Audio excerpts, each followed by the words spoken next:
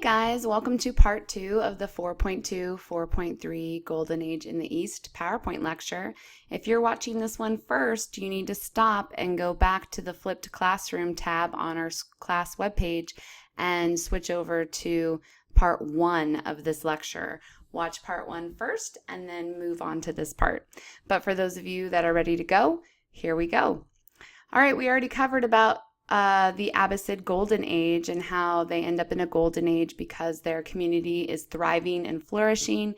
The Abbasids become really wealthy. They move the capital to Baghdad.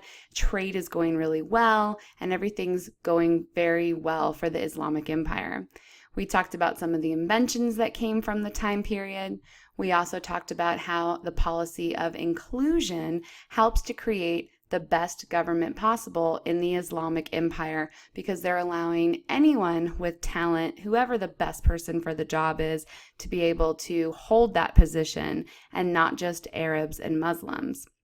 We also already discussed some features of Baghdad, that it was the Abbasid capital while they were in charge of the Islamic Empire.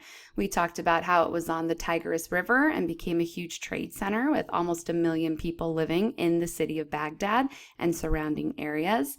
We talked about how the House of Wisdom is located in Baghdad and how the House of Wisdom becomes a sought-after location for scholars of all faiths to come and work and learn from all of the books available in the House of Wisdom, as well as all the other scholars that were there studying. We also talked about the art contributions during the Islamic Golden Age, including geometric design, which became very popular because they did not use human images in their artwork. They thought that that would take away and distract you from the Islamic faith. They wanted you worshiping Allah, not worshiping people in paintings, and so they stuck to geometric designs and the art of calligraphy instead. And so calligraphy was also very popular on margins of books and on buildings as a way to beautify things. Additionally, the Islamic Empire became known for their dome-shaped mosques, which is their worship center, just like the Christians go to a church and the Jews go to a temple. The Islamic faith, Muslims, would practice in a mosque, and domes and vaulted ceilings became very popular in mosque buildings. Lastly, on part 1, we talked about bookmaking and literature, how paper making had been invented by the Chinese and it comes over to the Islamic Empire, and Baghdad becomes the center of paper making. They do a great justice to world history and knowledge by preserving a whole bunch of information that the Greeks and Romans and Egyptians, as well as other ancient cultures, had left behind, and translating all of that stuff into brand new copies and brand new books in Arabic, a language that was much more popular than the languages that those originals, the original content was in. And so then you were able to preserve that knowledge and pass it on to other civilizations that will develop. And that's where we stopped in part 1. So we're going to continue on. We've got just a little bit more, one more question, in fact. So if you haven't already done so, draw a line all the way underneath everything you just wrote for number 5. Make sure you give yourself a question over on the left-hand side. That's a level 2 or 3 question. And we're moving on to our last question. Okay, another area of improvement or invention during the Islamic Golden Period was in mathematics. One of the things that came out of this period is a guy named Al-Khwarizmi was very popular in mathematics. He was very gifted in that area, and he did 2 things that are really important. One is that he invented the Arabic numbering system. He looked at Indian culture and actually based his number system off of some ideas from the Indian numbering system in India, and he took that and he built upon it what he thought were improvements to create the Arabic numbering system. The Arabic numbering system is used almost across the entire world to this day. It's what the United States uses: 0, 1, 2, 3, 4, 5, 6, and so on. That's the Arabic numbering system. Al-Khwarizmi also published several books explaining how to complete certain equations and mathematical procedures, which would ultimately end up becoming the basis of algebra.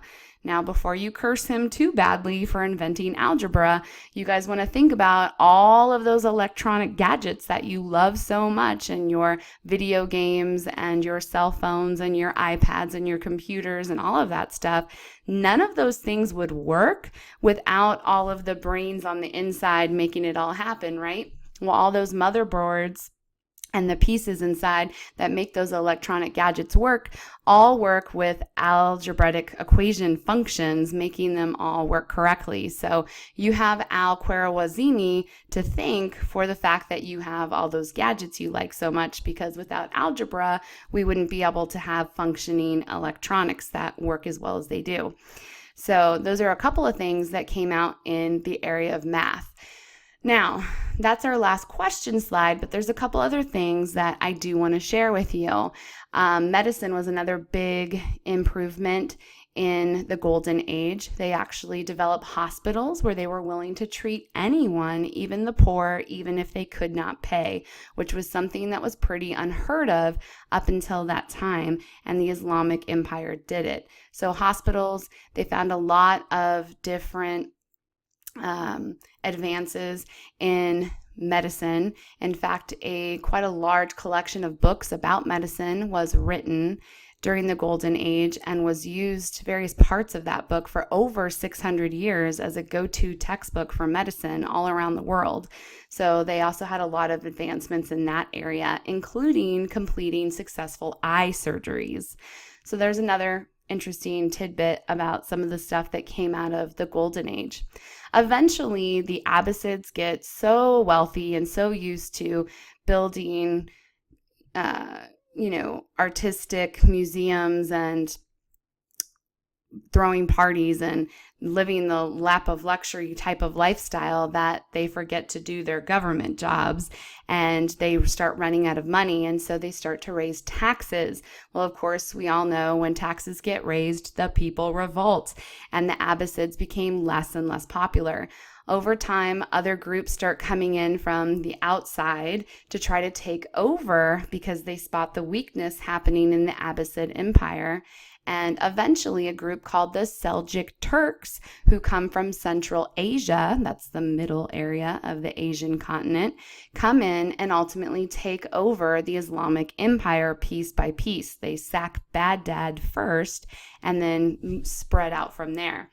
The Seljuk Turks are ultimately the ones that are going to start gaining momentum and getting more and more power, taking over huge chunks of the Islamic Empire and eventually evading Jerusalem and then trying to invade Constantinople, both cities held by Christians. The European Christians don't like that, and that is how you're going to get a series of wars known as the Crusades, which you guys learn about when we come back from winter break. The Seljuk Turks trying to spread Islam and wanting Islamic values in those areas, and the European Christians wanting to keep their hold on Jerusalem and Constantinople and not wanting Muslim ways and traditions to develop there. All right, until next time, don't forget to make your question on the left-hand side for question 6 and highlight all the things you need to highlight for vocabulary and super duper important information. Otherwise, we will see you later. Have a great day. Bye.